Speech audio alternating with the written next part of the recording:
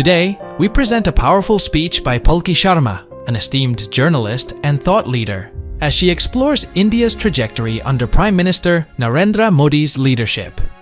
With a focus on economic growth, digital advancement, and international diplomacy, Sharma provides a nuanced analysis of India's achievements and challenges. Join us to gain insights into the factors shaping India's future on the global stage. Thank you, Mr. President. Namaskar and good evening to all of you. We're debating India's path tonight, and I could wrap my argument in one sentence borrowed from the White House. Go to New Delhi and see it for yourself. But I've been given more time than that, so I will tell you what I see. Earlier this week, I was on my way to the Delhi airport. There was a lot of traffic. At one point, the car stopped. On the roadside, I saw two vendors. One was selling fruit, the other was selling coconut water. What caught my attention was not what they were selling, but how they were selling it. Both had a QR code prominently displayed. And every single customer walked up to them, scanned this QR code, and paid for their purchase, every single one of them. To me, this is a picture of today's India. It shows three developments, three of the many developments I shall list out tonight. Number one is financial inclusion. Both the vendors had a bank account linked to their mobile phone. Number two is internet or mobile penetration, what we call Digital India. It was 15% 9 years back. It's 48% today. And number three is the airport traffic. It just keeps swelling even though we are at the receiving end. We see what it shows. From 67 million 9 years back to almost double now. To me, these things signify the path that India is on. The previous speakers have defined the motion well, but in case the evening drinks have kicked in, let me repeat. This House believes Modi's India is on the right path. And how do you determine if the path is right or wrong? You look at numbers, data, surveys, reports. I shall refer to all of these as I make my arguments. But I also want to dwell on something that's more personal, more important, I think, yet unquantifiable. I'm talking about the experience of living in today's India. I have lived in many Indias. The wary India where exciting policies and positions were abandoned. The self-doubting India, where decisions were taken based on global opinion.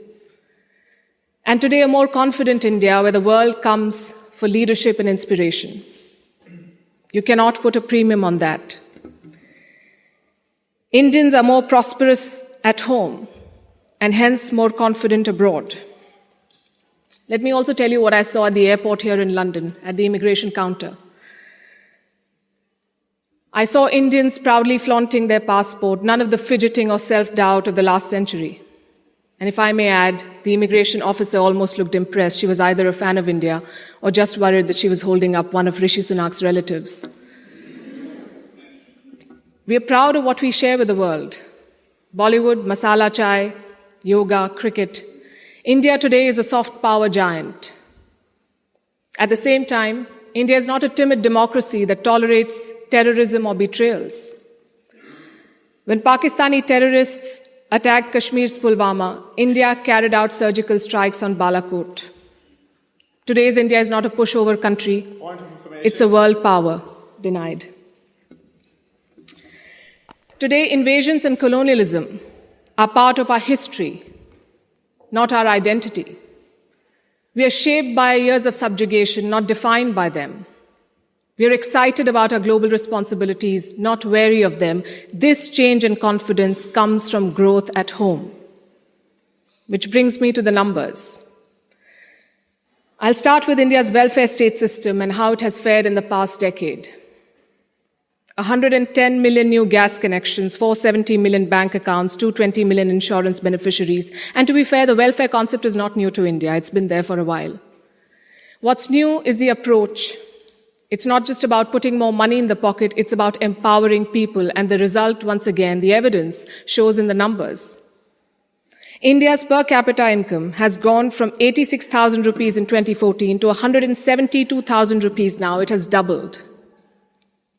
And a big reason for that is the falling inflation, from more than 8% 9 years back to less than 6% today. And this, ladies and gentlemen, is in the middle of a global cost of living crisis. Foreign direct investment is at its highest level. Foreign trade is at its highest level. The growth mantra is connectivity. And I don't have to tell the British that. First thing you did in your colonies was build roads and railways. Our growth story has been about two Indias.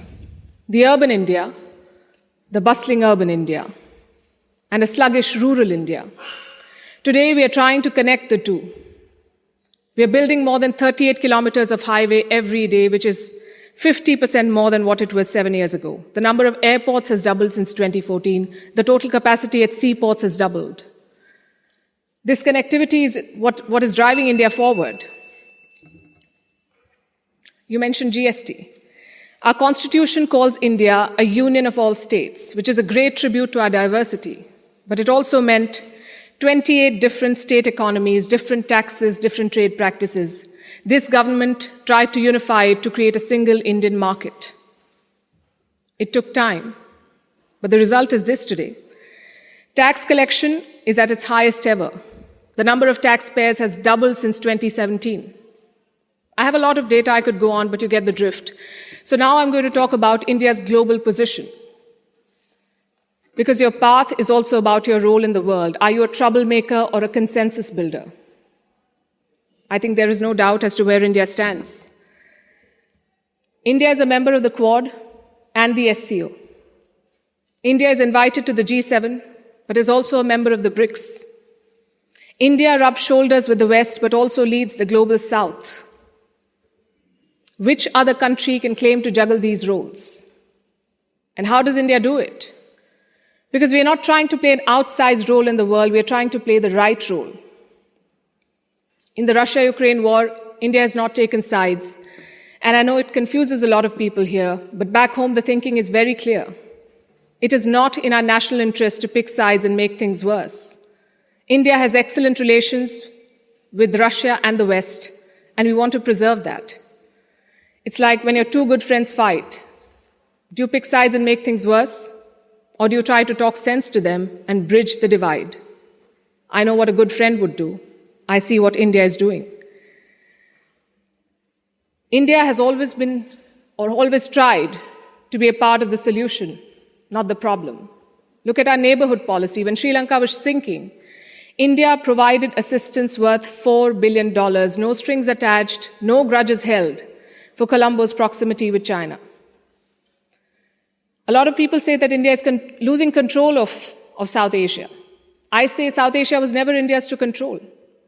New Delhi is building relations based on mutual respect and equality, and the results show beyond government interactions. Countries like Nepal and Bhutan are using India's online payment systems. Students from the neighborhood come to India for training, grants, and scholarships. This government has aced what we call Buddhist diplomacy. It is leveraging India's position as a cradle of Buddhism. All these initiatives have made India popular. The world stands with us against Chinese expansionism. The global South looks up to us for leadership. The global North looks up to us for partnership. I think that's the hallmark of great diplomacy and statecraft, when you're loved and respected in all quarters. More importantly, when you're trusted in all quarters. India repaid that trust during the COVID-19 pandemic. When the world forgot about morals and globalization, India sent 24 crore vaccines to 100 countries. And you saw the result of that in Papua New Guinea. When Prime Minister Modi landed there, their Prime Minister touched his feet. This was not a personal gesture to a leader. This was a vote of thanks to the entire country. Let's talk about domestic affairs. Kashmir was brought up. This government abrogated Article 370. Today, Kashmir's economy is doing much better. 1.8 crore tourists visited the valley in the last year. That's the highest ever in Indian history, 1.8 crore. Kashmir is getting its first ever foreign direct investment, and that too from a company in the UAE. But since this is Kashmir, let's not limit ourselves to finances. Let's talk about security. Terror attacks in the valley have almost halved in the last few years. The numbers are staring in your face. Security is better, economy is better, Kashmir is better. Plus, we have corrected a historical wrong imposed on India. Let me also address something else that was raised by the opposite side, and that is religious intolerance. It's easy to quote anecdotal evidence and paint an entire country as intolerant. But random elements and sporadic incidents do not speak for India or its leadership or its government. Only policies do, and I'll tell you about those policies. More Muslim students got scholarships in Modi's first term than the previous government. I'm talking about 2 million more Muslim students.